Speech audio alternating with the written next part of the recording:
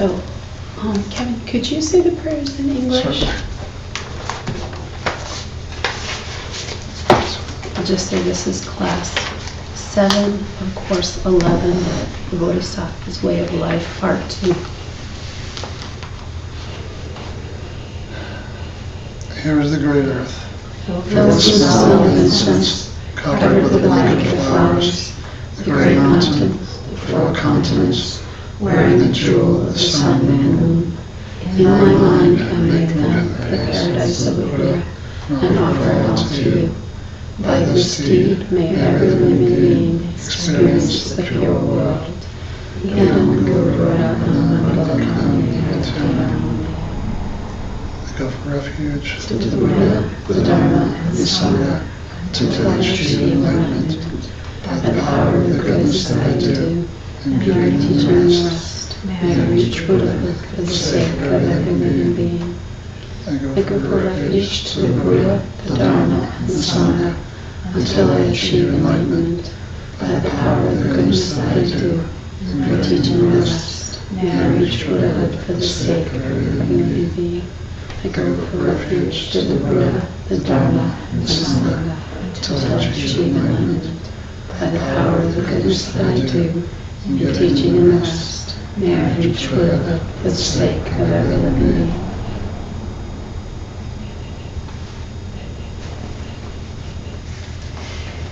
Diana, could you get me a purple pillow for my feet? Yeah.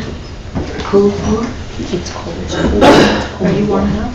I'm warm enough. Yeah, I have layers on. Thank you.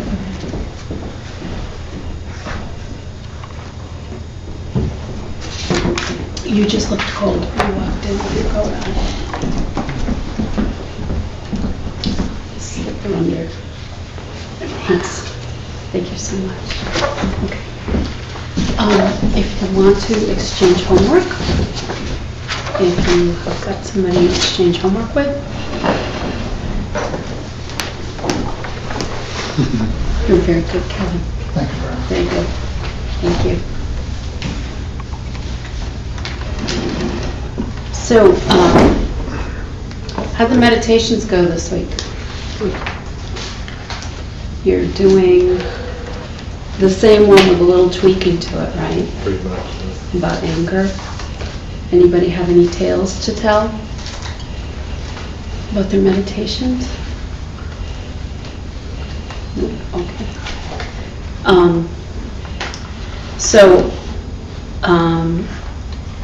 From last week, I was a little hard on Eeyore, and I saw this quote, and I wanted to share it with you.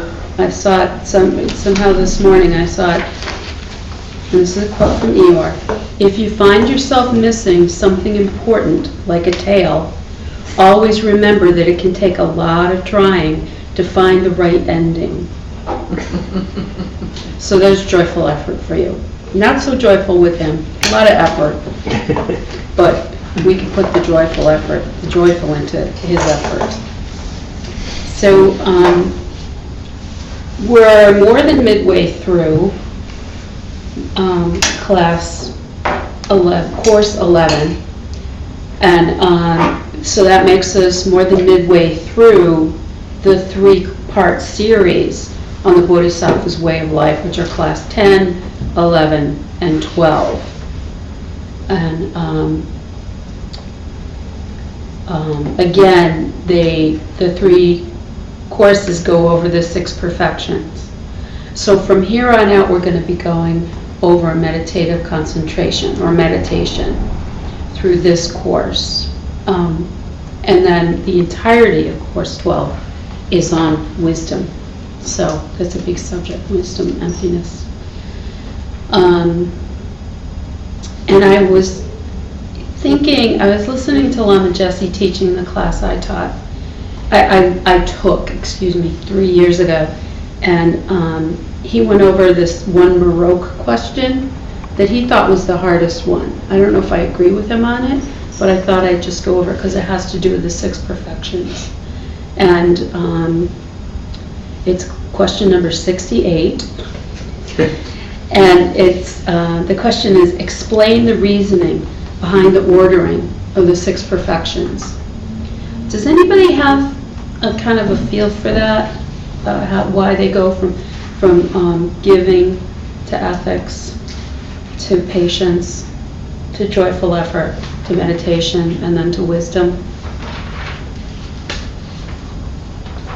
Anyone? Well, I always figured it was because it's sort of foundational, like Yep. to, give up focusing on yourself and giving away vegetables or whatever. And then anger is probably, or patience, the other side of the coin of anger, is the deadliest deadly sin, I think. You skipped one though.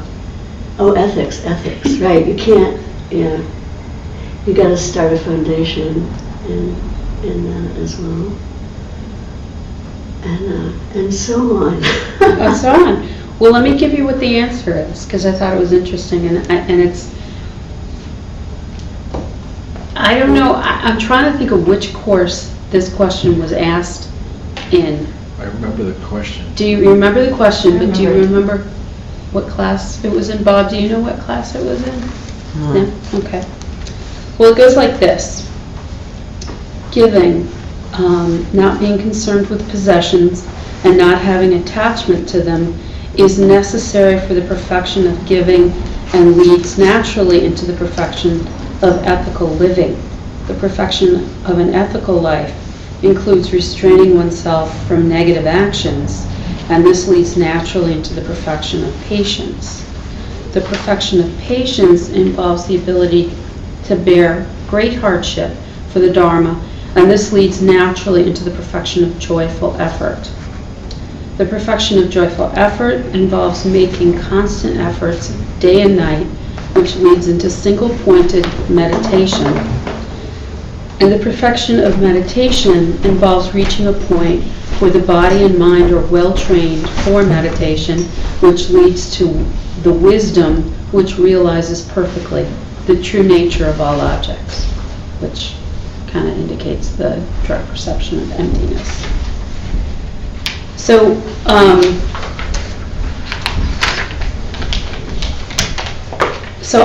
I don't know, I always felt that it was really important to understand how they bridge one to the next, how one flows into the next one. One prepares you for the next one. It's not that they're, and I'll say this later, it's not that they're completely hierarchical. They're also parallel because they're, they affect one another as well, not just in a linear fashion, but we'll go over that later. Let's see, so what perfection did we finish last week? Joyful effort. And what number is that one? 4. Yeah. And what perfection are we moving into now? Meditation. Okay. So joyful effort is an all-day practice, and it leads into meditation, as I said. And it's also the balance between agitation and dullness. That's what meditative concentration is. And it's an all-day practice as well, same as joyful effort. So you practice it all day to stay in balance, to stay in the present moment, and to stay aware and interested in your experience, in your perceptions. So the balance is between the two enemies of meditation. Again, agitation, which can involve doing task after task after task without taking a break and trying to do too much in a day. The dreaded multitasking. So you're there with your computer and you've got 14 windows open that you're dashing in between while you're cooking something in the microwave, and you have the TV on, and you're texting someone. So that's agitation. Any two of those things will do agitation. Being agitated causes us much more, it makes us much more likely to get irritated and angry, because you're already agitated, and it doesn't take much to tick you off when you're in that kind of a state. Don't bother me, don't, you know. And it's subtle desire. You know, it's a constant dissatisfaction with what you've got, that you've got to do something else and create another layer of what's going on in the moment, instead of just being single-pointed on whatever's going on in that moment. And the second one, that is one of the two enemies of meditation, is dullness. And the grossest form of this would be falling asleep, which we've all probably experienced in meditation, unless there's some real rumors in the room. But it's something I've experienced many times, not so much anymore. But there is also mind wandering, which is pretty common, and drifting off the meditation object. So what we're looking for, instead of dullness, is a calm and alert state of mind. Emphasis on alert. So we're ready for anything. Being bright and aware. And if it's a practice for all day, we want to be bright and aware and ready for anything, because we don't want anything to shake our equanimity and throw us off our game and push us into any one of the mental afflictions that we can fall under the influence of when we're off balance. So we meditate so we don't get afflicted. So, what are the mental afflictions in action? Because can anybody think of any mental afflictions in action?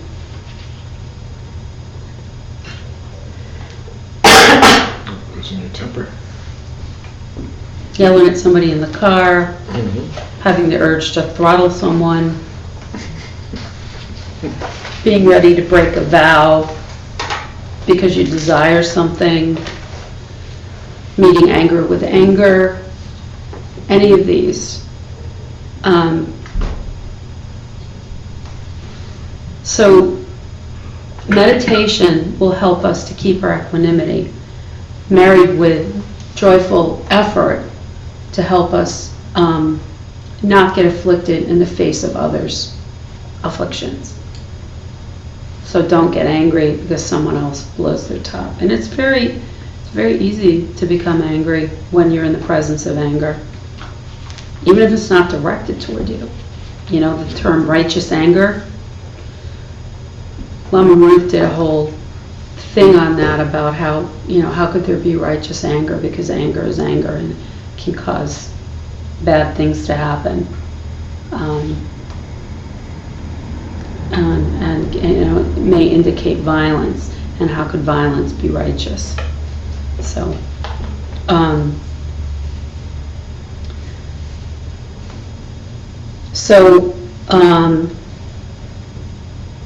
retreats are extremely important in reaching any higher levels of meditation, and just grounding your meditation practice in a good way, in a way that allows you to, you know, get on the cushion.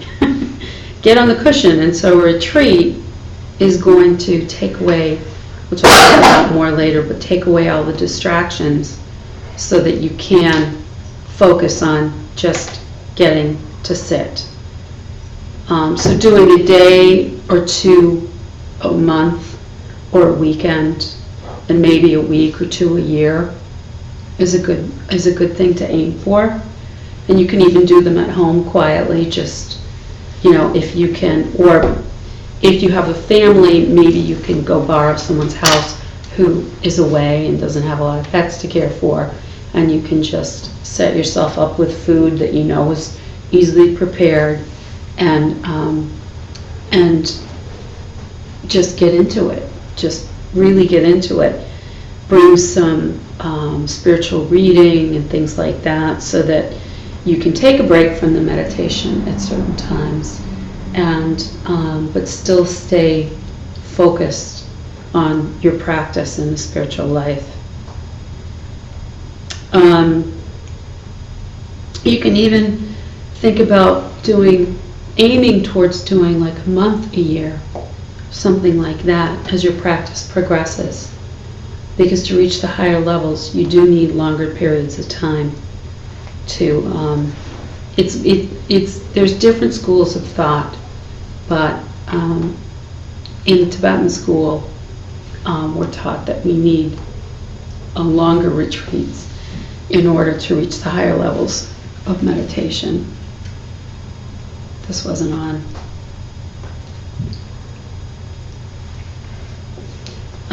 Mine is on. Turn it on now, but mine is on. That one didn't go on when I hit the button. It wasn't ready to go and I didn't realize it. Okay, so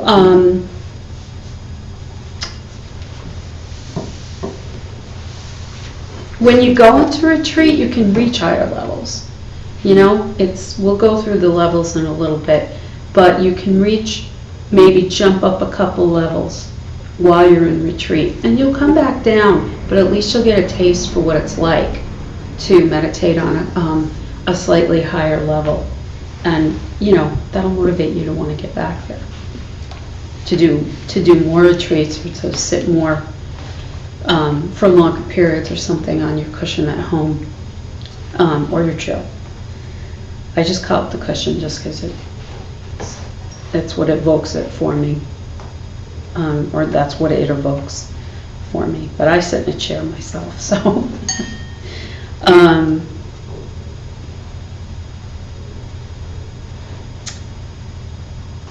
Let's see.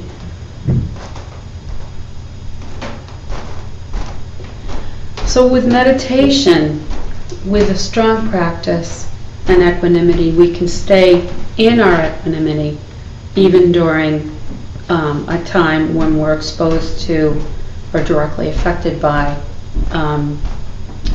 somebody else's mental affliction. So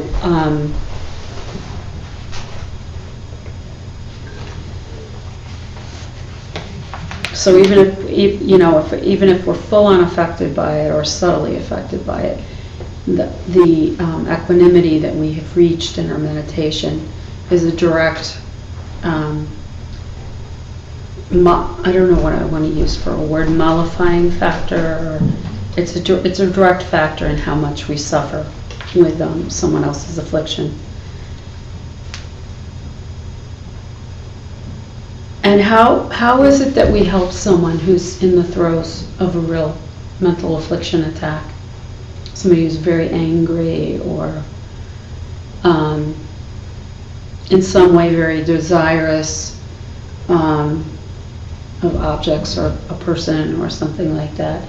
You guys have any ideas of what's a way, Diana? We could start by listening to them.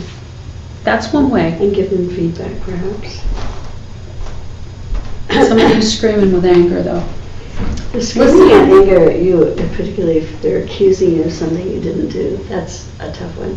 That's when you go to the bathroom. Or something like that. All right. Well, Lama Jesse had a great line for this. And that's what, when somebody was like that, he said, "Don't make me hug you." I thought that was pretty good. That's good. Very courageous. He said, it would be courageous at times, quite courageous. And he said it doesn't work all the time. I didn't know if he's had any punches in the nose to prove that, but it won't work with everyone. And neither will a short talk on karma. You're really just hurting yourself. That may not work, depending on what the mental affliction is and how deeply into it the person is. Maybe it would work with like one of us talking to each other. That would work. But if it's not a Buddhist practitioner, it's probably not a great time to have a teaching moment. Maybe afterward, would be a good time, but only when it's past. Because someone who's riding that mental affliction train is really, may have to break out of it on their own. That may be the only way they break out of it. But it may take days. I mean, think about times when you've gotten very upset and it stayed with you for days. And that still happens to me. It doesn't stay as long, and it doesn't stay as intensely. But still, things can upset me and stay with me. But you could be able to help them maybe, because sometimes distraction is actually a very good way to go, to just, help them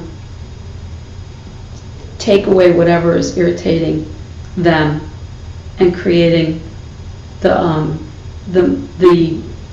blow up. Like, for instance, if it's anger, they might just need to take a walk, or maybe go to a movie, or maybe have something to eat. And any of those things could really maybe put a like a monkey wrench into what's going on. I think it's good to exchange yourself for them too, because if you can understand what's upsetting them and what they're feeling, where they're coming from, then you can perhaps respond in a way that's appropriate. So exchanging themselves. Yeah, to try and understand where they're coming from. That's a great idea. Terrific. I was also thinking that just being, depending on the situation, but just being accepting of what they're experiencing. Mm-hmm. And not worrying about changing it or stopping it, or sometimes they just have to. So compassion. Get out, and and like you said, after they've calmed down, you can help them in other ways too. But I don't know that necessarily always trying to. It depends on the situation. Trying to fix. Yeah. Yeah, because we Not can necessarily a good idea. Yeah. Yeah, we can only truly help ourselves. And having the awareness that they must be in a lot of pain to be that angry. Yeah. Well, doing a distraction thing after maybe you've listened to them is not necessarily a fix. And No, I didn't mean it. I wasn't disagreeing with. Oh, okay. All right. But I think that it's kind of be like using the honey on the razor blade. You want a milkshake? Let's go. Or whatever food or something that they really, really love. But you have to do it with joyful effort and some equanimity, because otherwise, I don't know about you, but I'd get really either repelled or drawn into the drama and staying in that kind of calm abiding while listening and witnessing and being there for the person. It's not so easy. It's not so easy. So to practice for this, it's, retreat is, even if it's a half-day retreat at home, that the house is empty and you can sit and you can put away all the electronics and just focus on what's important for you to work on in your meditation. We'll go over some of that later about placing yourself where you are with it. So what to do to support it, as opposed to, just painting a broad brush with everybody's at the same level, because we're certainly not. So the isolation in retreat is something that removes the distractions, and that includes email and phone and responsibilities and relationships, noise, and non-spiritual things, distractions. samsaric distractions. So you want to start with favorable conditions to work on your meditation. And you want to be easy on yourself as well, because the last thing you want to do is to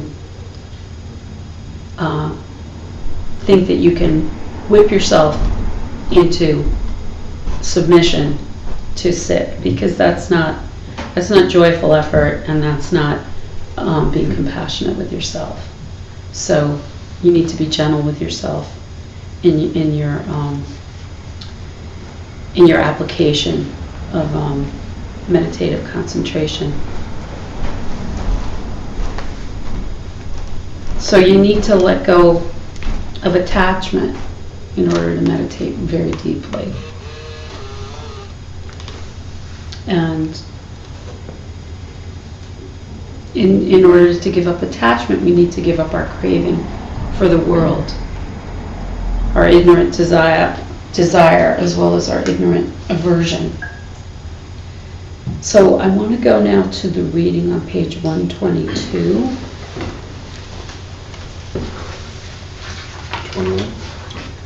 122. So you want to start at the beginning? There's a verse on 121.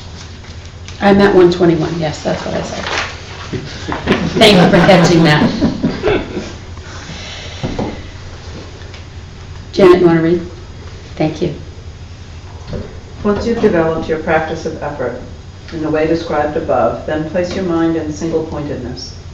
A person whose mind is in a state of constantly wandering lives his life in the jaws of mental affliction. This constant wandering never occurs with those who remain in isolation of body and mind. So this is Master Shantideva's segue from joyful effort to meditation. So because you're doing your practice all day long of joyful effort, it pleasantly leads into meditation, which again is also an all-day practice. So, Craig, you want to read question 1? Do you have that handy? Okay. Relate and explain the metaphor which Master Shantideva uses to describe the reasons why we must develop meditative quietude. Okay. So in this verse, these verses, he compares the mental afflictions to a fearsome wild beast. And the main ones, I was trying to think of different mental afflictions, and the main ones I came up with were desire, anger, and ignorance, which covers ignorant liking and ignorant disliking. Do you guys have any more to add to that list? Pride? Yep. I just thought of jealousy. Anyone else? Jealousy seems to be the mixture of ignorant liking and ignorant disliking. You like what they're getting, and you're jealous, so you dislike them. Well, it's also kind of desire too. Yeah. That's why I kind of listed separately, because it's kind of a messy amalgam, Yeah. is what it It's is. a messy amalgam. It's a messy thing. So if you allow your mind to flip-flop between agitation and dullness in meditation, you're at the mercy of this wild beast of your mental afflictions. And you are, according to Master Shantideva, you're in grave danger of being destroyed by it. So to be happy, we need the sixth perfection. We need wisdom. And to get wisdom, we need to meditate. And without meditative concentration, we cannot get rid of our unhappiness permanently. And our unhappiness is our mental afflictions. Kevin, do you have the page 123? Could you read on 123? People are unable to give up the world because of their attachment and craving for material gain and the like. Do you want me to go on to the next one? No. You can't make time to sit or to get into retreat if you have attachment to your craving for the world, or attachment or craving for the world. And, you know, the things that pop up when you sit down to meditate or that keep you from meditation that are kind of hard to grapple with, but definitely manageable. Things like planning your day in your head, you know. So either before you get on the cushion or when you're sitting there, these things can come up and you want to write things down. Your cell phone can be on vibrate and you're very aware when it rings. It may open your eye just to see who it is. So it's good to put it on airplane mode or just put it in the other room where you can't hear it. You know, just being afraid that someone might need you in that half hour or something. It's good to put that down for the half hour. Your email may be calling to you. You may come up with some great ideas when you're in meditation, when you're in mind wandering, and you may want to write those down. You may focus on your next meal in your mind wandering. So why does this happen?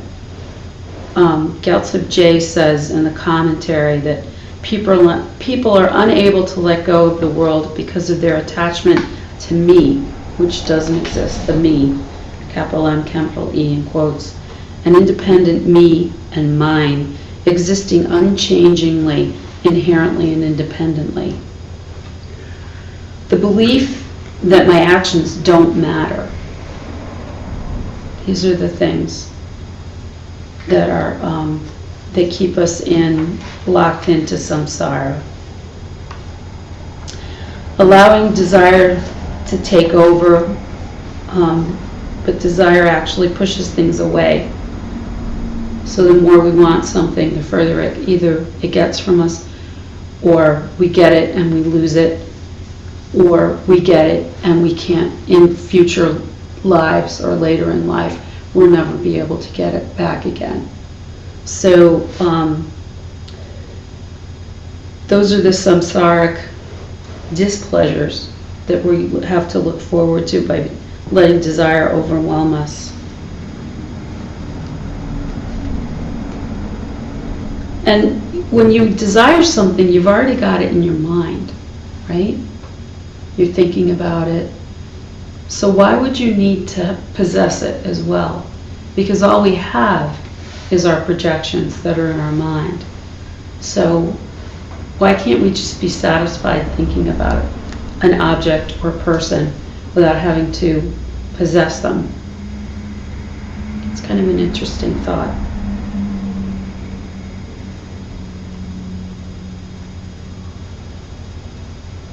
If you let your thoughts go, you know, hog wild to whatever thing you're desiring, that can, the desire can cause agitation, a lot of agitation, and well, I should say, I actually meant to say subtle agitation and subtle desire, so that those are sneaking, and they create discontent. Discontent is another way to talk about agitation. Discontent doesn't allow us to be content, obviously, and so we can throw out the window, I have enough ahum, with discontent. Contentment leads to peaceful, good meditation. So it's a good thing to work toward, to be content with what we have. In order to meditate, we have to give up our attachment. Gyaltsab J says that in order to give up the attachment and our ignorance, we have to conquer our ignorance. So what's the opposite of ignorance? Wisdom. Yeah. And which perfection is that? Yeah. And it comes after meditation, as we all know. So, about the order of the perfections. If we're going to meditate, we need to be rid of ignorance, and in order to be rid of ignorance, we need wisdom. So we already need wisdom before. We need to learn how to meditate well in order to attain ultimate wisdom. But we do need, it's all gradual, and we're gathering wisdom. So the wisdom we gather up to the fifth perfection, which we're working on, meditation, colors that and allows us to at least kind of stave off the ignorance so that we can have enough wisdom in order to attain higher and higher levels. So they work in tandem. I don't think I'm putting that very clearly, but it's not, point A, point B, point C. There's more of a web of interconnections. So we need the wisdom to give up our attachment so that we can do all the perfections, practice generosity, be ethical, be patient, be joyful, and to meditate. So that's the sequence, but as I said, they're also in parallel. So don't get too hung up on the order. It's good to know it, though. It's very good to know it. So meditation means our mind's in the middle. Our mind is in the middle between dullness and agitation, and we need to put it there in order to see ultimate reality. And in order to have the DPE. Is the heat making it hard to hear? No. No?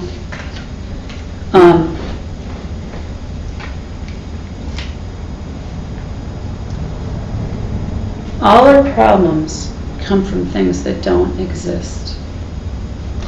The me, as Gyaltsab Jay said, that is self-existent, doesn't exist. The things are objects with no self-existence, but we see them as having self-existence. And they're like monsters under the bed. And we can only see beyond this and see the truth through the direct perception of emptiness. Bonnie, can you read on page 124? Understand first the fact that vision married close to quietude destroys the mental afflictions. Begin then by seeking quietude. It in turn is achieved by the bliss of losing attachment for the world. So, in the first two lines, it goes over that in order to have wisdom, we must meditate. And you can reach wisdom through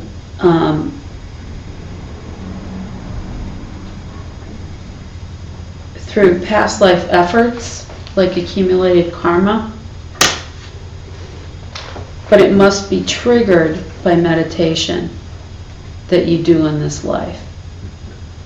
So you can have all kinds of good karma, which we probably all do in this room because we're here getting these teachings, which is pretty darned expensive in the karma department.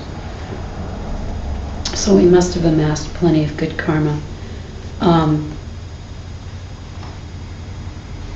But in order to, the karma is not going to do it by itself to have the DPE. Or you could have the DPE for 5 minutes and then not have it for 10 years if it's just based on karma from past lives. We need to be developing the meditation and the karma in this life as well.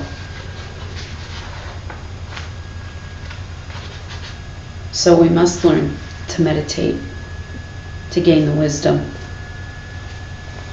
And that should, knowing, understanding how that works should motivate us to meditate. I don't know how much it does, but it really is the ultimate, it's ultimate reality, it's the ultimate motivation. We can't get rid of our unhappiness if we don't meditate. And just think of it like that. I cannot be happy if I don't meditate. And the med in meditate comes from the same word that medial comes from, which means in the middle. So it's in the middle between agitation and dullness. And it means that your mind is calm and it's bright. So to get rid of your mental afflictions, your pride, your jealousy, your anger, your desire, you must meditate in order to reach that goal.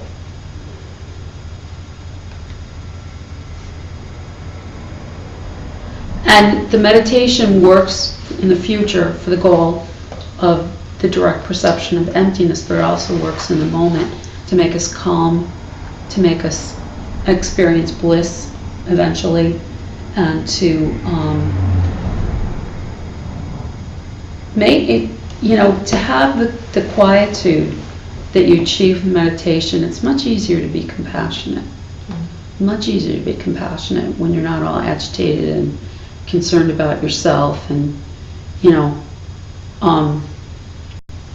so that right there is a much happier way to live in the moment without the DPE. So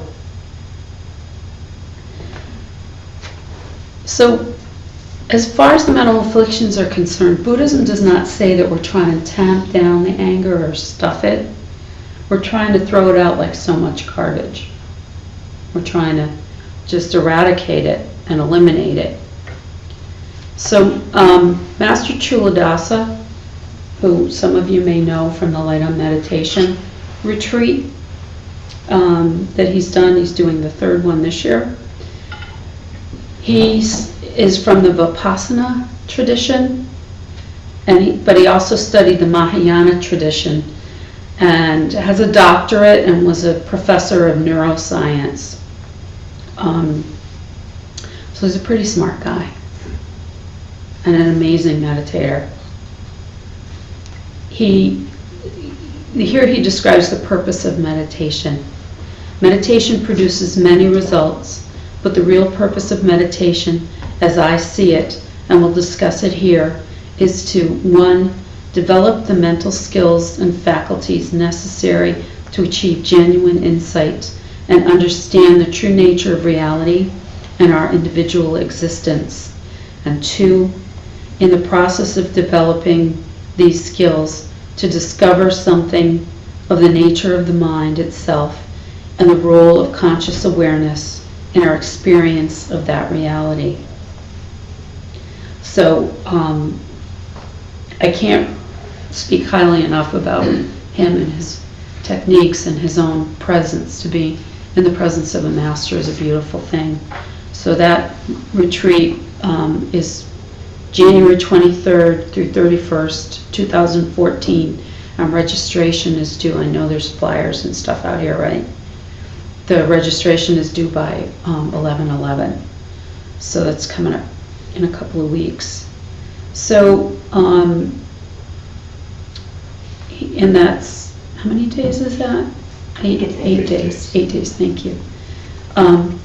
Master Chuladasa talks further about how states of meditation can be more blissful than anything we encounter in our lives. This side of chemical assistance or plant assistance, esoteric sexual practices, and some other higher and advanced practices. This, however, is not the point of meditation, the bliss. It's important to remember that. There's a bodhisattva vow actually against that, about not getting caught up and seeking only the blissful states achieved by meditation. So we need to go beyond that in Mahayana Buddhism. We're not just going for nirvana, we're going to help all beings. I'm sorry, my voice is going. Want a lozenge? Not yet. Thanks.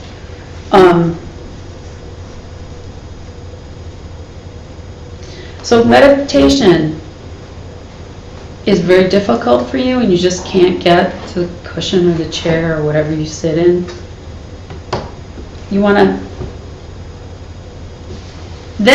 kind of aim for the bliss level to motivate yourself temporarily, just as motivation, so that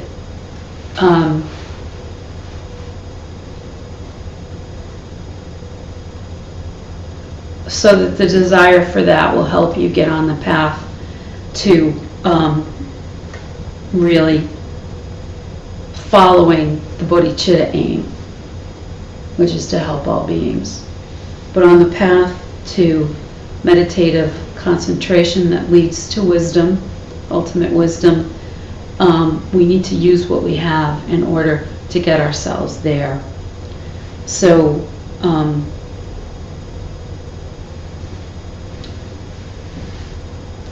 when you creep along and you reach the bliss level, you really need to aim beyond it once you've reached it. But if meditation is easier for you than that you don't quite need those extra grappling hooks or whatever to get up the ladder with meditation, don't get stuck in the bliss level, because you'll attain it a little easier than that, I would think. So you need to really aspire beyond and realize that now. So bliss is not the primary purpose of meditation. It's going to fade away like all temporal pleasures. And more from Chuladasa, a little bit, knowledge of the true nature of reality is the only genuinely satisfactory objective of the spiritual path, because it is only this knowledge that can irreversibly alter our perceptions in a way that permanently liberates us from the suffering and dissatisfactoriness, the existential neurosis that is human condition, the human condition. So he's talking about liberation through meditation. And he goes on to draw an analogy of comforting a frightened child in the dark. Until the child comes to the understanding that there can't be any monsters underneath the bed or in the closet, the child will remain in fear. So that is the point of meditating, to get your mind capable to handle the knowledge that will make you know for sure that there's no monsters under the bed and you no longer have to be scared. According to Buddhism, all of our problems come from a belief in something that does not exist. That's why Master Chuladasa used that analogy of the frightened child. We believe in something that doesn't exist. The self-existent me, the self-existent others, which turns into me versus them a lot. Unchanging beings who have fixed qualities, including me, where what I do and say and think have nothing to do with my perceptions of reality. That's the wrong belief. Those are the wrong beliefs. So in that reality, I can lie, I can cheat, I can steal, and still have a good result. Because nothing matters. That kind of reality doesn't exist. But we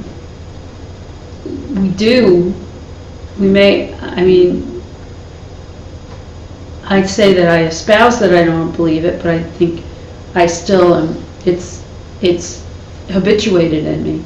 So trying to route it out is a lot of hard work that we should do joyfully. And, and the solution is to see ultimate reality, to route it out.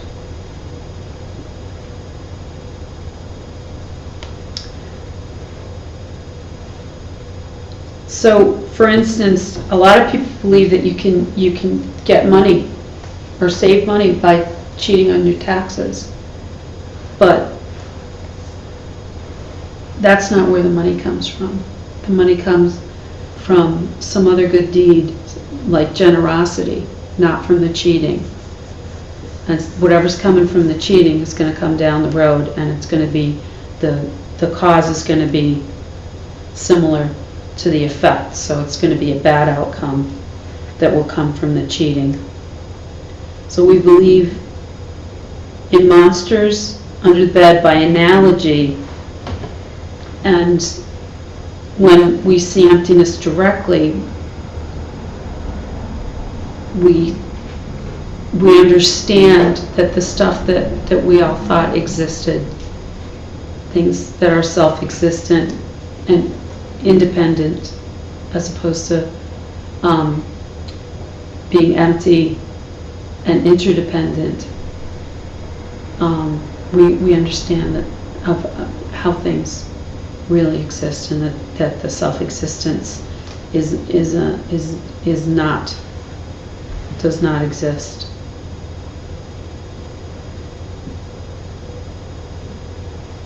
And that the stuff I've always thought existed cannot be in the way I thought it would be. It doesn't exist in the way I thought it did. So the long and the short of it is that meditation is the platform to see emptiness directly. So it's pretty important. I mean, it's integral in the practice. So we need to define some terms, and the first is meditative quietude. So if you want to look at question 2.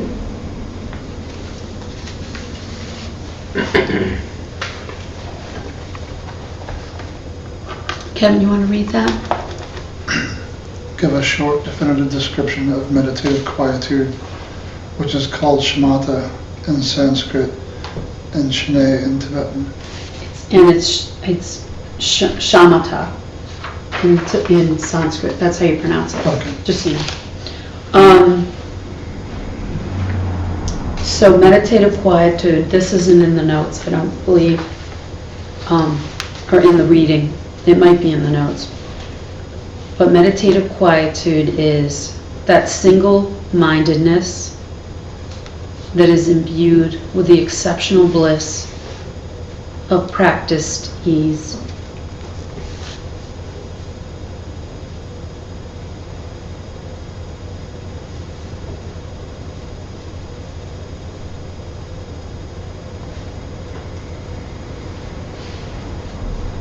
So shamatha, it's like one of those seemingly unattainable Buddhist states and goals, but it's totally attainable. I don't have a way to prove it to you, but just try to keep your mind open to it, to the fact that it is attainable. I think it was Prabhupada Rinpoche. He said, if determined, you could reach shamatha in 6 months. And I don't believe he meant that in our workaday lives we could do it, but more, although he may have, but more that you would take and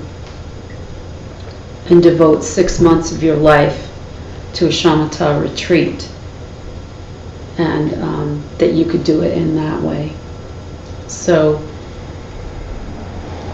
you'd have no distractions, you wouldn't be doing other things, you'd just be focused on developing meditation. And, when you consider the practitioners have been meditating, for 4, 5, 6, 10 years and haven't reached shamatha. Now, I don't know who has and who hasn't. I have not. and I've been meditating a long time. So it kind of appeals to me to think about a 6-month retreat for that, but I'd have to work up to it.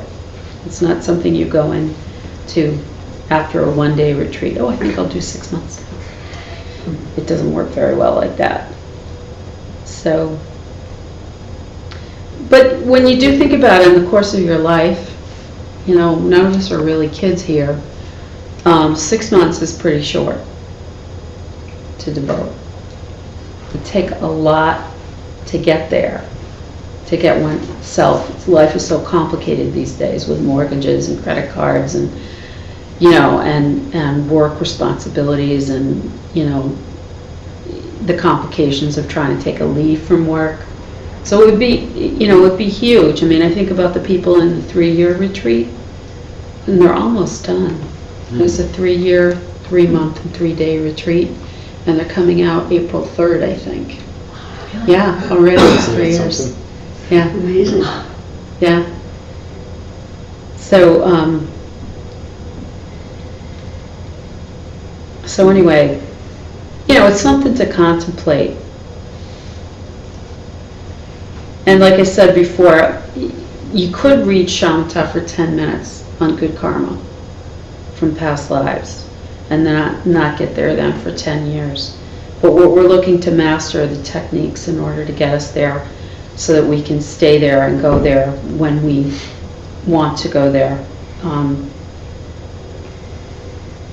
And so we can do it at will, not based on our karma, whatever is flowering in the moment. So, to reach shamatha, we need to pick an object of focus to meditate on. And, you know, say it's a holy being's appearance, you know, a visualization of a holy being. And then we start to think about the holy being's qualities. Well, if we've decided to focus on their appearance, then going on to their qualities is really going off the object. So you want to pick the object very concisely and clearly so that you can really stick with it. And stay on it willingly and happily. Not get bored with it. So if you've chosen, say, the Buddha and everything about the Buddha, then if you think about his good qualities, you haven't left the object. You know, you can visualize him, think about his good qualities and his teachings and all kinds of things like that, and go into, you know, different aspects in your meditation. But if you're struggling with a lot of mind wandering, you probably want to pick something simple, something very simple to meditate on, and just practice on focusing on it. So choose carefully and make it easy, and as easy as possible for yourself and as concise as possible. So on how to meditate, Master Kamalashila is in our lineage, and he was like the go-to guy on tests on meditation. So he wrote 3 books actually, all called the Bhavana Krama, and all are on the stages of meditation. So,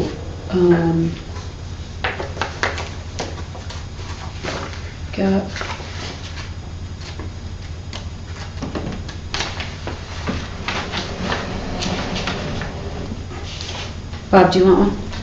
No, thanks. Let me just see. Some of my printing wasn't that great on the back side, but it should be readable. This is to give you something for you to read on your own about the 9 stages of meditation. And I don't believe this is completely focused on Master Kamalashila. I'm not sure, but we're not going to go into huge detail right now on that. But I'm going to tell you a little bit about what's in the Bhavanakrama. Master Kamala Shila outlines 9 stages of meditation that pretty much everyone's mind goes through on their way to shamatha. So it's pretty universal, the experiences, unless you're some high being that who's just here to help us all. We just want to skip to the goal of shamatha and the direct perception of emptiness, but we can't. It doesn't work that way for most people.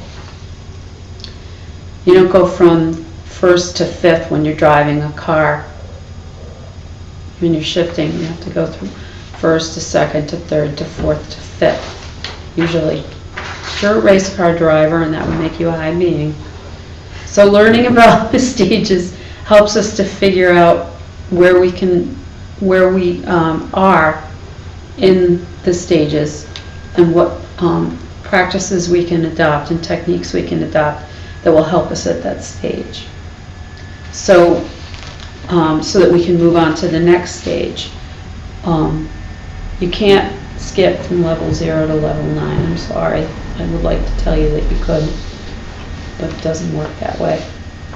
So in level 1, you try to sit down every day.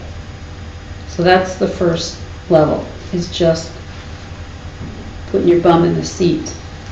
So you've heard the instructions and you're trying to think of one virtuous thing.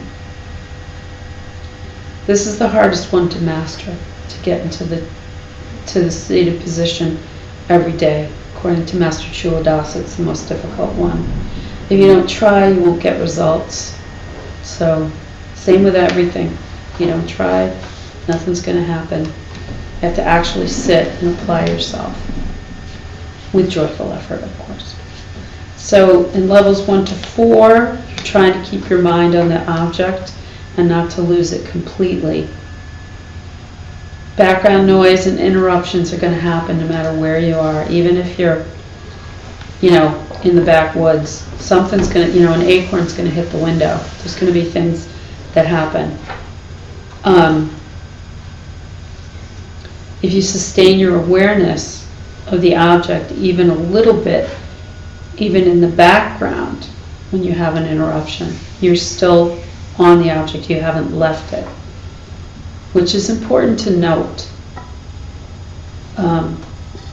Because as you meditate, your mind becomes more pliable so that you can have the elastic to be on the object and note the acorn and still be on the object of meditation.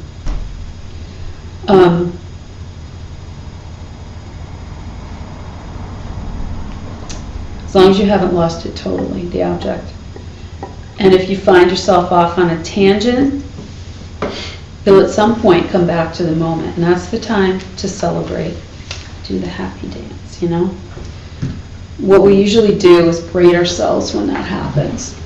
But that's not going to motivate us, because it's going to be painful to meditate. If every time the mind wanders, which is a lot for me, if I was like, I'd be miserable and I wouldn't want to meditate. So that's why it's recommended that we should be happy and think of it as a small awakening, a small victory. The noticing is great. It's what we're learning to do, and it's a mini awakening. So positively reinforce the behavior for yourself so that you'll be drawn to it, so that you want to continue it. And it will happen more often. You'll come back more often and more frequently to the object as you progress. We're practicing to go for happiness because we want to be awake and aware all the time. And there's no such thing as a bad meditation in my belief. So throw that idea out, according to me, anyway. Any meditation is a good one, and the only bad one is the one that you don't do. That's the only bad meditation. So you have to develop a watchdog or security guard mind. little piece of your mind to mind your awareness. So just a little piece. Master Chuladasa calls this peripheral awareness, so that it's kind of like just one piece of your awareness that is watching you watch the object, stay on the object. And it's the part of your mind that checks in on the state of the rest of your mind. But this comes after you've gotten good at meditation. You know, it just takes practice. This takes a lot of work to get to peripheral awareness. But don't be discouraged, because it's all attainable. So how it goes is meditation, distraction, mind wandering, small awakening, rejoicing, and not beating yourself up, and going back to the object. So that's going to be repeated and repeated and repeated. So that's why happy in there is important, having the happy part. So this piece of your mind, the peripheral awareness, develops to the point where it can detect an impending distraction or dullness, or actually sleepiness. It can alert you as to when you're getting sleepy. And this is so that we can apply antidotes before we have lost the object completely. Eventually, at about stage 3 is when this happens, on the 9 stages. At stage 4, you never completely lose the object. That's the sign that you reached stage 4. If you're experiencing agitation, you're probably holding on to the object of meditation too tightly, and you need to loosen up a little bit. And if you're having sleepiness and dullness, you need to step it up a little bit and hold the object a little more closely. So those are a couple of antidotes to those things. The idea behind the watchdog is to keep the agitation, is to keep you from agitation or dullness. And that will take you up through level 8, the peripheral awareness. The frequency you need to apply the watchdog or peripheral awareness will depend on the day and the state of your mind. You really learn to feel it out. And around level 7, you may start to experience some of the bliss that we've talked about. And single-pointed focus, where you can have subtle distractions or dullness, but not gross ones. Oh, sorry, where you don't, I'm sorry. Single-pointed focus at level 7, and you don't have subtle distractions or dullness, sorry. It's occasional that you get into that state, and hard to do on level 7, the blissful state. On level 8, you can basically get into the state of bliss all the time, but with effort. And at stage 9, let me turn the page. It won't take effort to get into that state. It'll be effortless. And you have shamatha at level 9. You need that single-pointedness and bliss. So I'm going to go to page 126 now to read. Janet, could you read?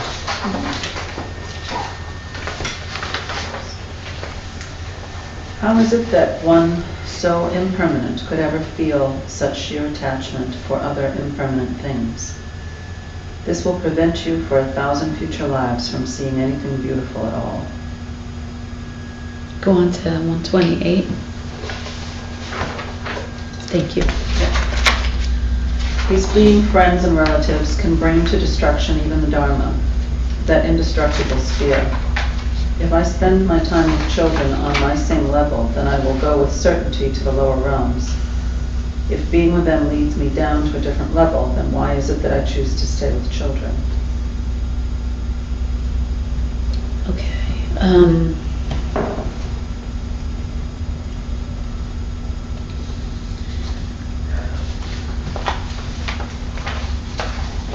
have a pretty handout. A pretty picture. Pretty picture. Nice. I think it's pretty. You have the best handouts. She does. Trick or treat. Ooh, nice.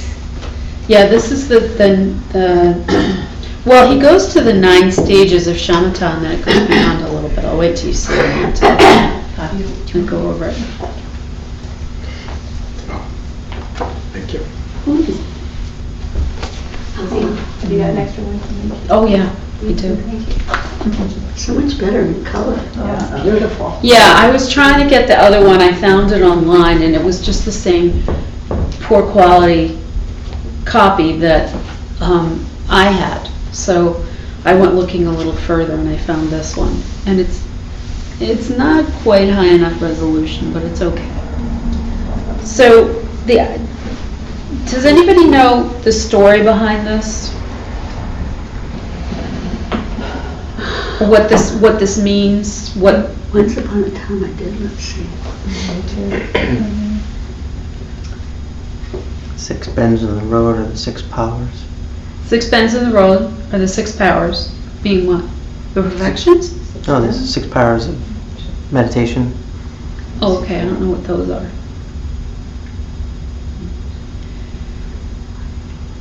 The monk is starting out chasing after the elephant, and the monkey is the monkey mind leading the elephant, and he continues to chase him up around the curve. And what's the elephant? What is the elephant? The elephant is your mind. The elephant and is he's your mind? chasing after him with the iron hook and Yeah. the chain with the hook on it. Yep. And those are the force of effort to bring your mind Force back. of effort. Okay. The black in the elephant represents subtle dullness. The monkey represents Agitation. Okay. Okay. So the white that's coming over in the second, going from the bottom, the second monkey and elephant have a little bit of white on the top of their heads. So the agitation and the dullness is being subdued a little bit, and the monk is still chasing after with the chain and the hook. Then we come to the third one, and the monkey's and elephant's heads are white, and the monk is catching up, and he's got the chain on the elephant. So as you see, it progresses that the agitation and the dullness come under the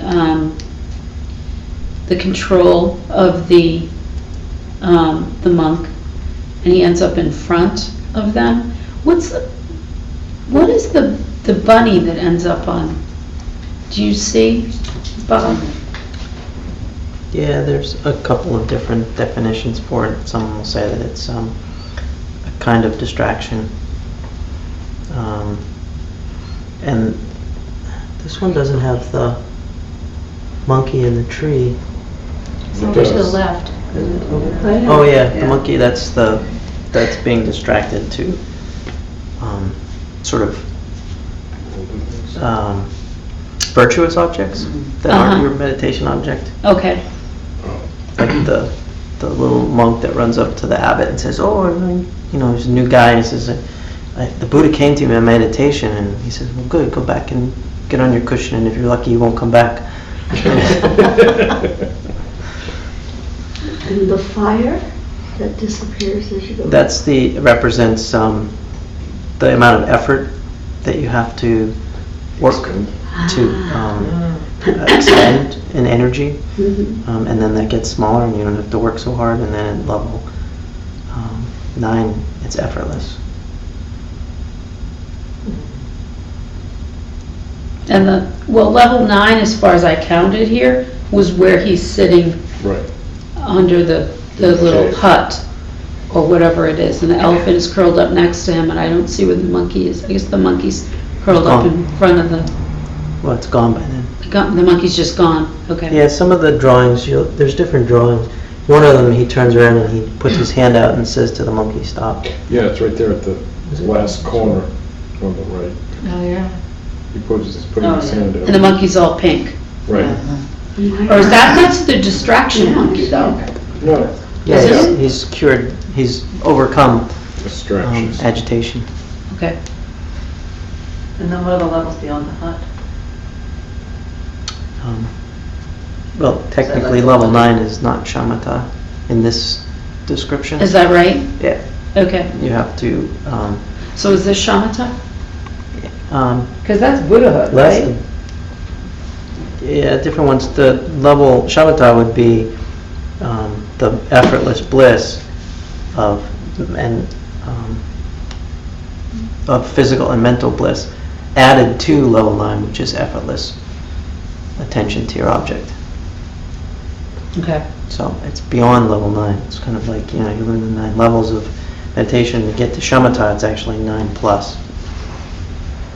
Okay. Cool. Thank you for that. Look at the elephant. The top Elaboration. elephant's coming back. He's coming He's flying. down. Is he flying? And yeah, it's hard to see in this drawing, but in the last one, he's flying.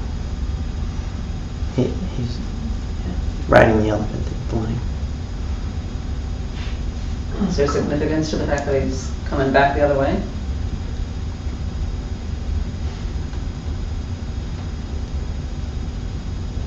Do you know? Depends on Oh, the drawing. emanation? Is he emanating? There's different ways of looking at that depending on Yeah. for the most part, the purpose of the 9 levels is to understand the stages that you go through when you're learning to meditate, that you're not going to start out in this unbelievable blissful state of being focused on your object, and you have to struggle, and the fire is all the amount of effort you have to put in to just be able to get your mind to stop wandering and be dull, and that even after you get to that point in level 9, and that's an enormous amount of work, there's still more work to do. Right. So Well, yeah, because it's just shamatha. It's not necessarily quite the DPE yet, right? no, shamatha is just another stage of meditation. Yeah. Yeah. Once you can focus your mind on the object completely. Well, that's level 9, Yeah, that's but that's not even shamatha. So does each elephant represent a stage? And then shamatha, maybe? The way I see it, the elephants do the combination of the monk and the elephant and the monkey, or not the monkey, is a different stage. But I don't know. Bob's more knowledgeable than I am on that. The definition we were just given about shamatha, the single-mindedness which is imbued with exceptional bliss of practices due to single-pointed meditation on its object. That's the definition of shamatha. Single-pointed, it's imbued with exceptional bliss. Is that the part I'm missing in the That's- shamatha? Well, in the definition, it includes more than level 9.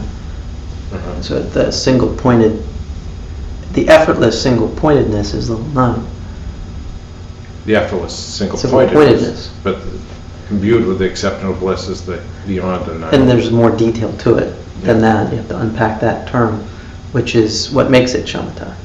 But yeah, that's what makes it distinct from level 9, which would just be single-pointedness or ekagra.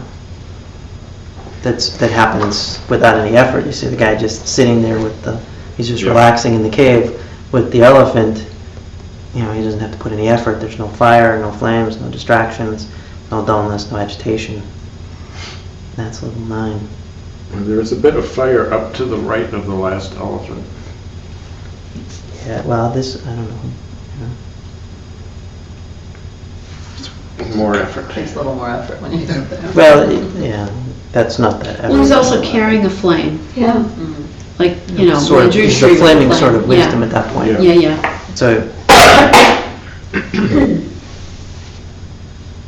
Yeah, so I think that flame is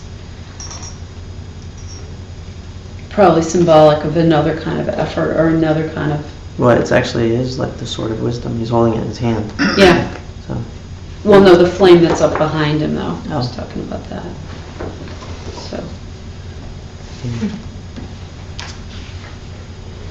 So, well, I thought you guys would enjoy it, and I know that there's there's a number of different types of 9 stages that we're talking about. The handout I gave you, and then Master Kamal Shila's, and then we're going to go on to Arya Nagarjuna's, and so it's just take it all under advisement. Okay? So I'd like to do, let's see, question 3. Diana, can you read question 3? Name the meditational level or platform you must reach and maintain in order to see emptiness directly. Okay. This also is not in the reading.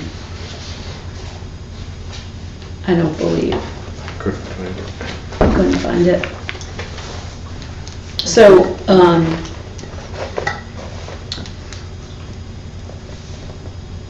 the level that they're talking about is called no lack of time.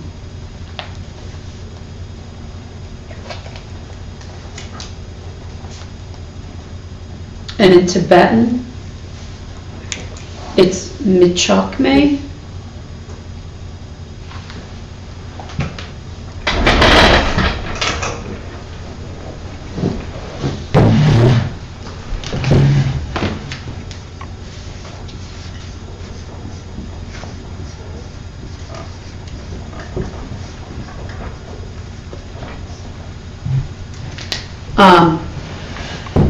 And it's a preliminary stage, which is called, in Tibetan,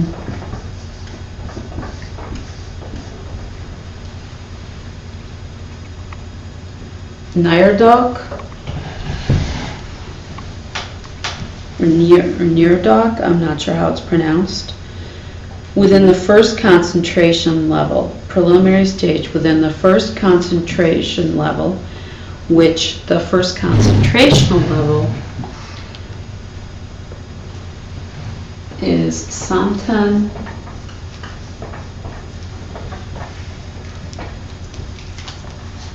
Danpo. This is all Tibetan. If it was Sanskrit, I'd have a prayer of knowing how to pronounce it correctly. But Tibetan is pretty straightforward, though, most of the time. So this preliminary stage within the first concentration level, a kind of meditation which would normally lead to a form realm birth. Its complete name in Tibetan is Samten Danpo Nirdok Michokme.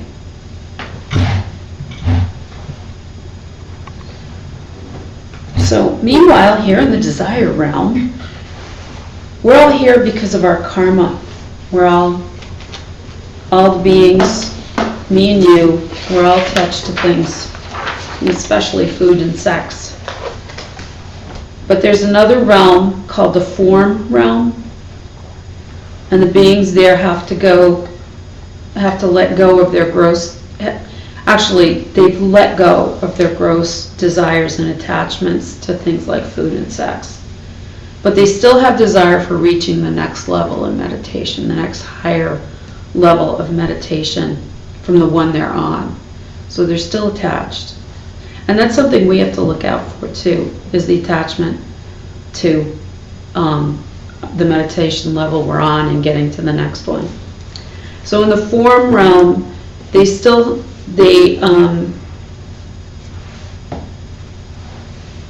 so just like for them, just like we might get a taste for the bliss of the level higher than the one we've mastered,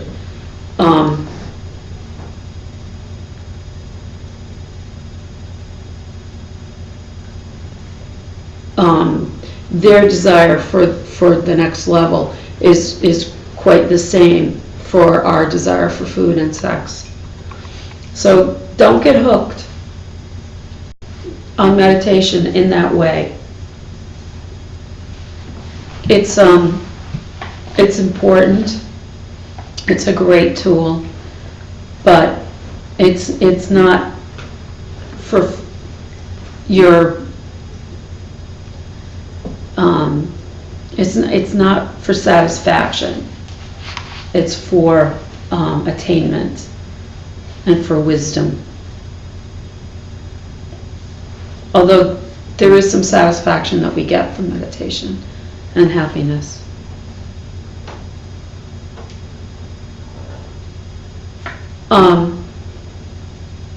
If we get too attached to meditation, in the wrong way, that can lead us to the form realm. And that's not a human realm from which we can become enlightened. So it's not a good place to end up. And it would come, being the form realm would come from only doing a form realm meditation and only wanting to hang out there. Like that would be all you would want to do. So just thinking to yourself, oh, this is so nice and comfortable, it's just bliss, I don't want anything else, this is all I want. That can lead to rebirth in the form realm.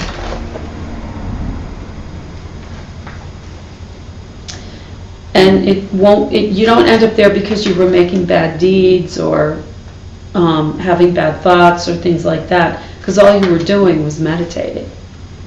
But this kind of meditation, form realm meditation, Geshe Michael Roach has referred to as the heroin meditation because it is addictive. Or it can be, I should say. And that it's a trap for Buddhist practitioners if all you're doing is this kind of meditation. And with even higher meditational levels, above level 9, you can be born into another realm, the formless realm. And being in the formless realm, could seem pretty cool because you're blissed out and feeling really good for millions of years until your good karma runs out, and then you immediately go to the hell realms. So it doesn't lead to enlightenment, it ultimately leads to the hell realms. So, Bonnie, can you read question 4? Give a short, definitive description of special insight, which is called Vipassana in Sanskrit and Lakpong in Tibetan. So this also is not in the reading. And the definition is that wisdom which is full of exceptional bliss of practiced ease,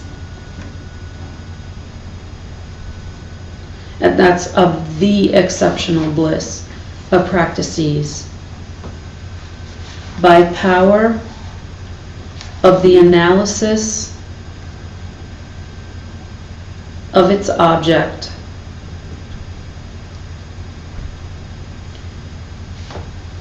and which is founded upon quietude.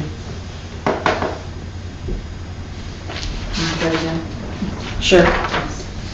No problem. That wisdom which is full of the exceptional bliss of practiced ease, by the power of the analysis of its object, and which is founded upon quietude. Now, when I first heard that definition, and I think the one before it, I'm just looking back, didn't make any sense to me at all. Like, it just sounded really complicated. And now it does make sense to me. So maybe you guys are a lot smarter than I am, and it does make sense, but it didn't make sense to me at first. All right, so our question 4 was question 3.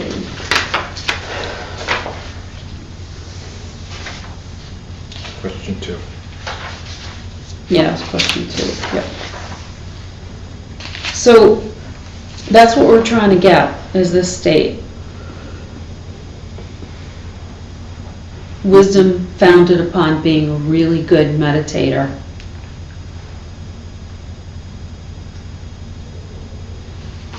Because of the way that you're looking at emptiness, you get bliss. And that's insight.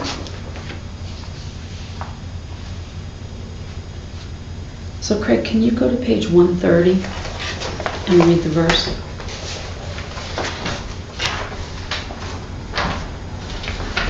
Not even the victorious Buddhas possess the ability to please all beings. They are so different in their wishes. Needless to say, then someone as low as me could never do so. Thus, give up all thought of the world. People put down those who have no money and say bad things about those who do have money. If their very nature is that they are so difficult to be with, how then could I ever be happy? How could I ever make them happy? I'm going to just go ahead. Kevin, can you read on 132?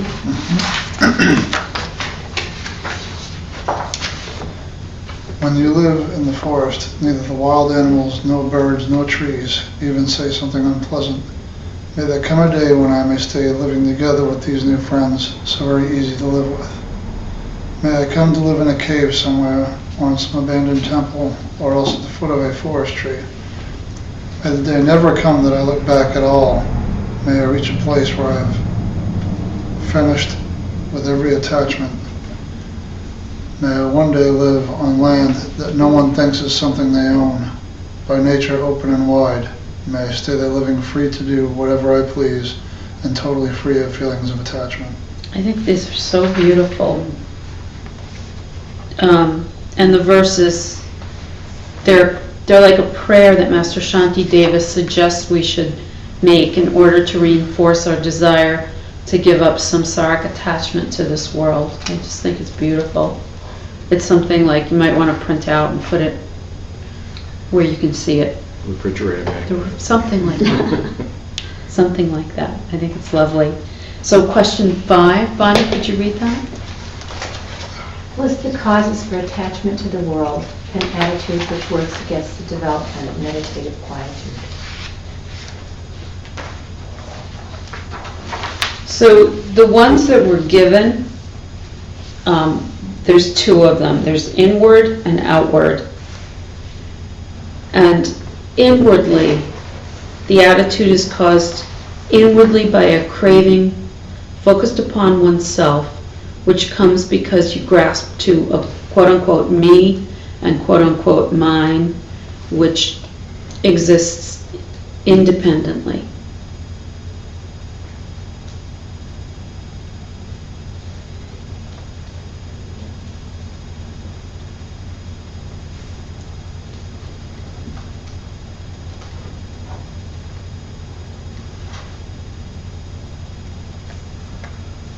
So it cannot exist because we're interdependent and there's no me anyway. So outwardly, you have a craving for gain or having others honor you, praise you, and so on. What did you say, a craving for what? Gain. For gain, or others, or having others honor, praise you, and so on.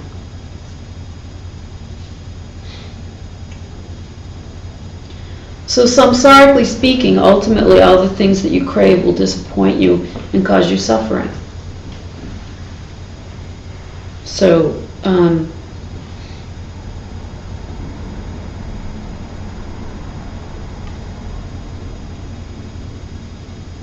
if we want happiness, that's not the way. So both the inward and the outward prevent you from eliminating an attachment to the world, both of them.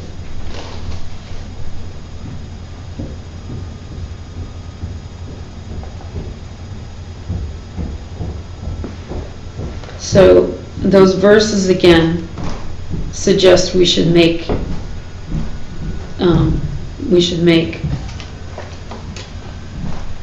them as a prayer in order to reinforce our desire to give up samsaric attachment to this world. And a quote from Gyaltsab J says, whether it be my body or possessions or anything of the like, that's what we need to give up our attachment to. Diana, can you go to 135? May I come to pass all of my days deep in the woods, from this moment till the hour comes when those of the world are wrapped in grief, and 4 strong men come to lift me up and lead me forward from that place. You reach a place where there's no friend, nor anyone for your suspicions. Your body lives in isolation, alone. There comes a day when you consider yourself already dead, and there's no grief when death arrives. So Master Shantideva here is talking about the importance of isolation or deep retreat. Having these experiences in a deep retreat. So again, we need to do retreat in order to remove the things that trigger our mental afflictions and to remove things and people that we're attached to. So all in all, it's removal of attachment that is meant to help us in deep meditation, to help us improve our meditational level. And this is where the Tibetan death meditation comes in, to achieve the state of lack of attachment even to the body. So there's no grief when death arrives. And it's an incredibly important part of our practice. Is anybody here doing the death meditation regularly? It's a really good thing to pick up. And there's some good ones online. You can listen to Lamaji, or Geshe Michael Roach. You can listen to a number of people doing them, available for download. So there's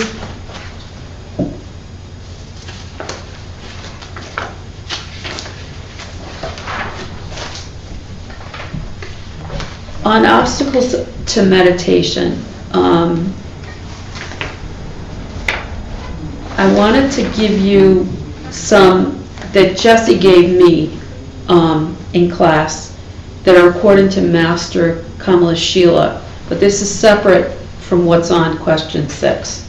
So this is another list that's, I think, a little more relatable than the one that's quoting Arya Nagarjuna. So I just wanted to quickly go over this. I won't take too long because we're running out of time. So the first on the list, of course, is laziness, that you don't feel like it. And the antidote is to admire the good qualities of meditation, so you will desire to meditate. And then you get good, it's fun, and then you're not lazy. So you develop, in that way, you'll develop practiced ease. And the second one is to lose the object totally. And the antidote is remembering, recollecting. So you have a mini awakening. And the technical term for this, losing the object totally, is forgetting in the instruction completely.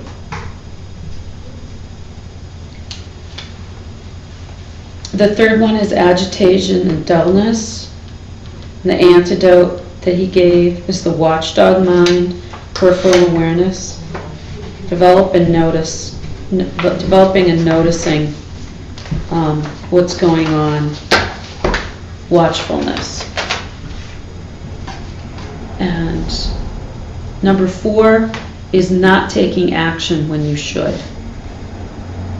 So not addressing agitation or dullness or doing the wrong thing.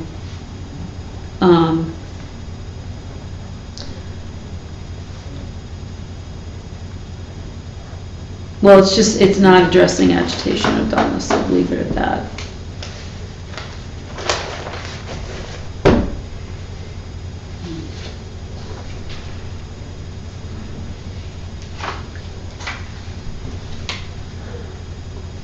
So the antidote to the agitation and the dullness that you should do is that for agitation you should try to relax a little bit, and for dullness you need to try a little harder, apply yourself a little bit more.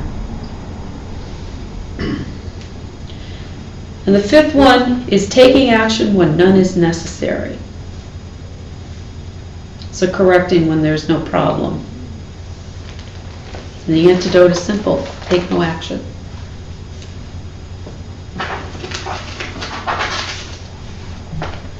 So, going on to question 6. Kevin, can you read question 6? List the 5 obstacles to a meditative state of mind by quoting the relevant lines from the letter to a friend written by the realized Master Nagarjuna. Okay. So in order to be able to deal with these obstacles, we must remove all the physical ones by creating a quiet, comfortable, and conducive space in which to meditate. Does everybody have a good spot at home where they can meditate each day that doesn't have to move around, that's settled? Because that's ideal. That's ideal.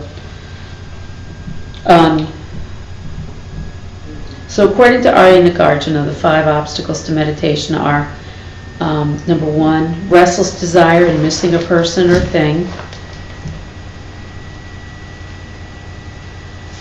And my note here is that it's can be seeking a new object, daydreaming about the past or about the future, or not being in the present moment. And it's a deal breaker for your meditation session. Because your mind will always be somewhere else than on the object.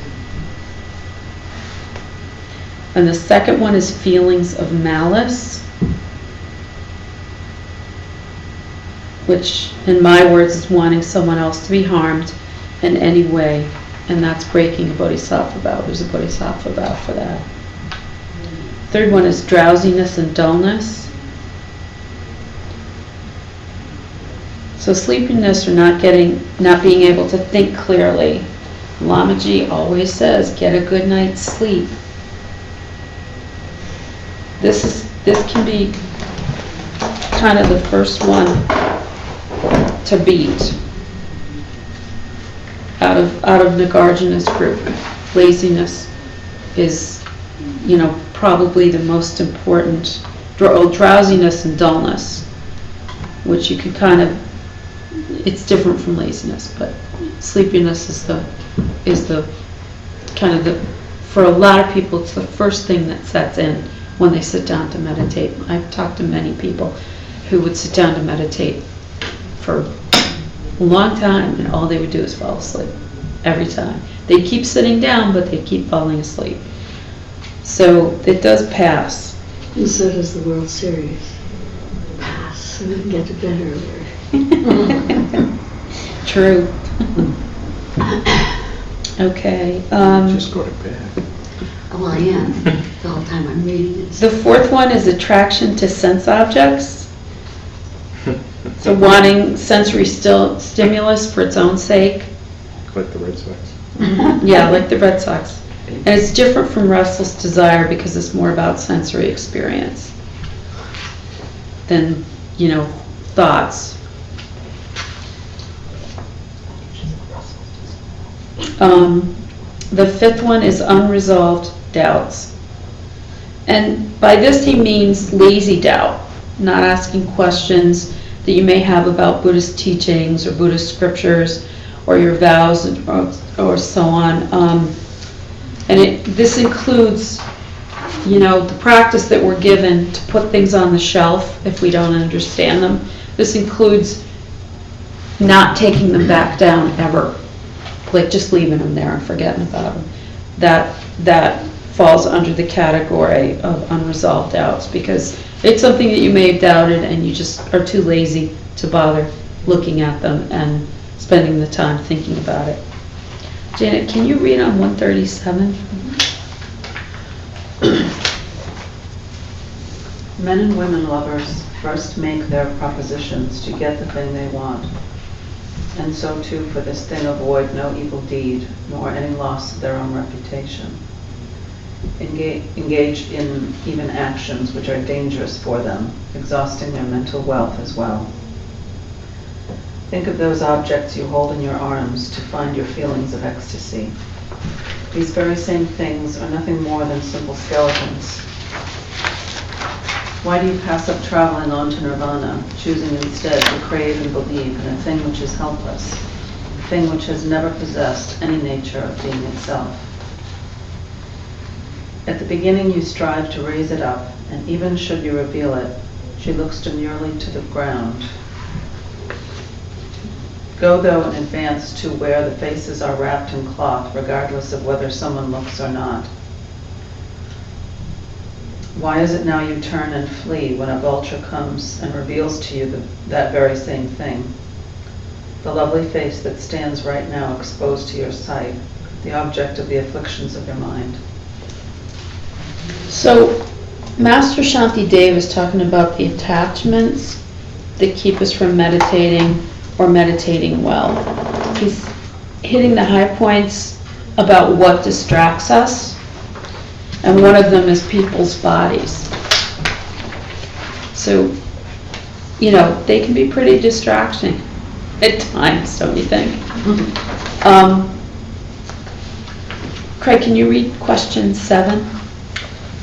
Relate the 5 ways Master Shantideva describes for courting those of the opposite sex, and the attitude that might be appropriate once you have attracted them.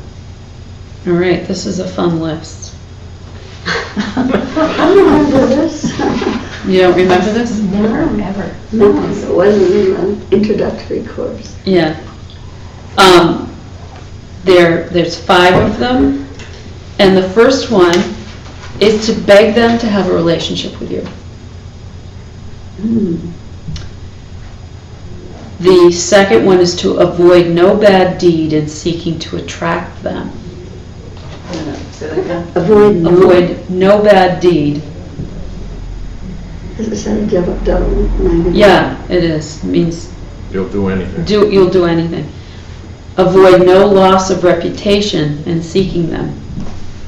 So you Part of make the same one? no. No. Avoid no loss of reputation. I'm sorry, I'm still on the one before. Oh, okay. Avoid no bad deed to have a relationship with In them? seeking to attract them. Okay.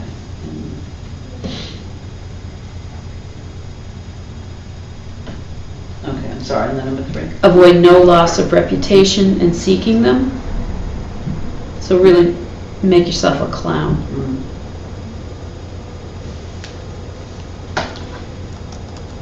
Engage in any kind of reckless or dangerous behavior to get them.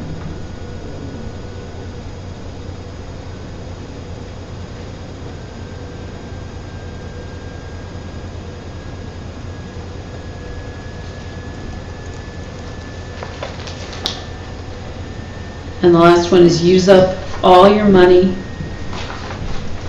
and other resources to get them.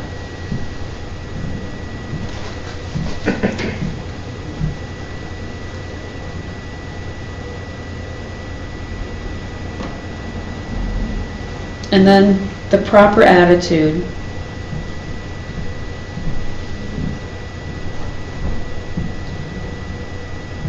As you lift her silken veil and look into her gentle, loving eyes,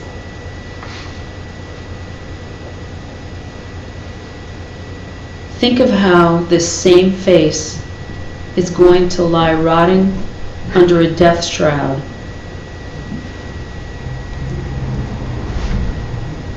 And the birds of prey will come to the burial ground to lift the veil and show you how she really looks. You will run away from her as fast as your legs can carry you.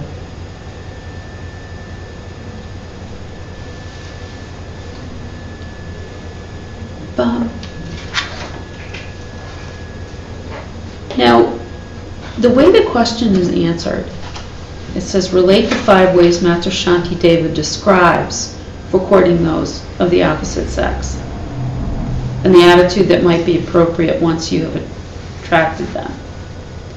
So the attitude, I understand, is a good attitude, that, to understand that the relationship is a samsaric relationship and that the person will die. But the things that he's saying, that he's describing for courting someone, are all really bad. So is this all tongue-in-cheek? Do you read it that way? No, I think I see it as, these are things that people do in order to attract. Okay. The extreme things that people do in order to attract someone. They'll do anything. Well, yeah, no, I do know that, Yeah. but he's not advocating it then. No. Okay. No. It's the attitude that might be appropriate once you're attracted them. Okay. I was just, the way the These question was questions are- asked. The way the Well, question is too. worded. Yeah, that's It sounds why. like something he's promoting. The way Right. the question is worded, like these are his ways of describing how. No, and I know he's Right, not. I mean, Yeah. clearly. Yeah. And So, he's go ahead. not quite saying that there's just no point in, or is he saying there's no real point or value to finding a partner in this life? Because it's all a waste of No, time? I mean, no, or is it just, I don't think he's For the wrong necessarily reason. going that far, but just to, Saying not for the wrong reason. right, don't do it for the wrong reason. Yeah, okay. And don't be surprised when they die, yeah.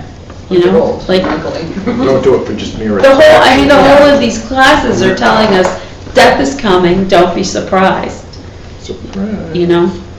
So the problem here is that we think that our partners have self-existent qualities, our beloveds are, the way we see them, that feelings of bliss will come from them and that they will make us happy.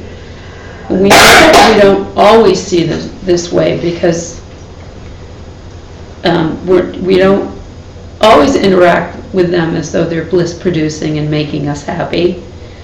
So how could they be self-existently so? And beauty will be gone soon enough for a lot, or a lot sooner than we think it will.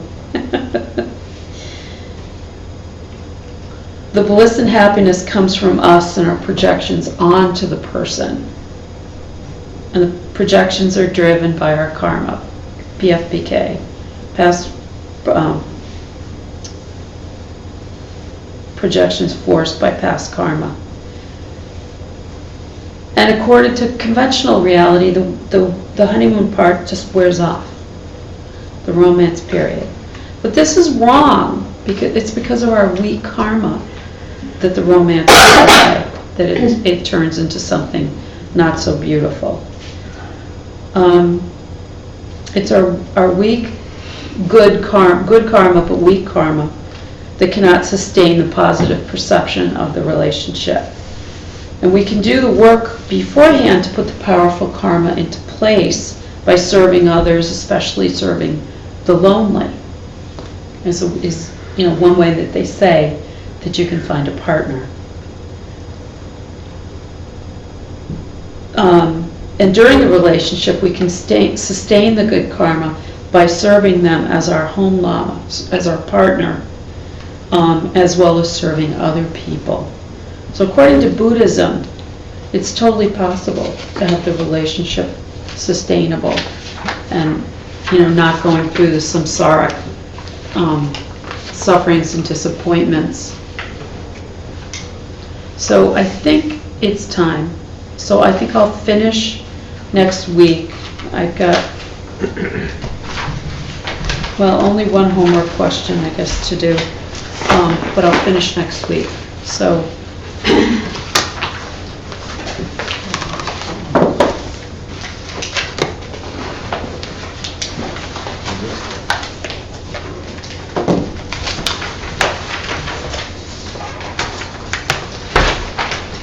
Anybody got any questions? Do you want me to take the handouts for Claudia? So you don't I'll have worry them. about it? I'll have them. I just keep them in the files growing, Okay. so you don't have to worry about them. Okay. So the meditation assignment is the same as last week.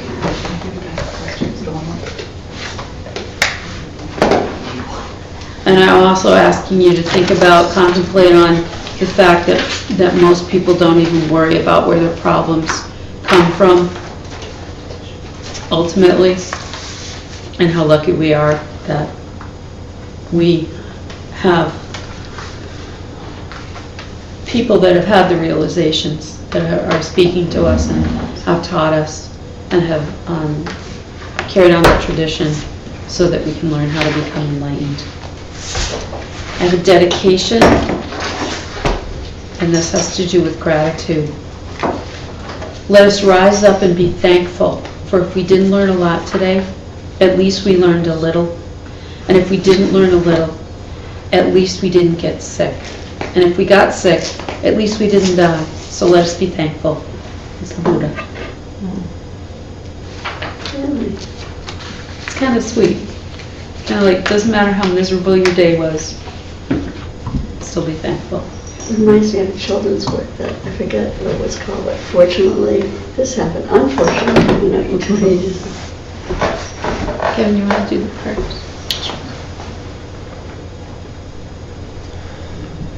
Here is the great earth, Filled with the smell of incense, covered with a blanket of flowers, the great mountain, the four continents, wearing the jewel of the sun and moon. In my mind I make them paradise of the Buddha. All to you. Majesty, may every living being experience the pure world. Imam Guru Ratna Mandarakam Vidyatayami. Other goodness, what I have just Some, may all beings complete the collection of merit and wisdom, and thus gain the two ultimate bodies that merit and wisdom make. Sarvamangalam. May all beings be happy. Please teach, please teach, please teach. Please stay, please stay, please stay. Thank you for coming tonight.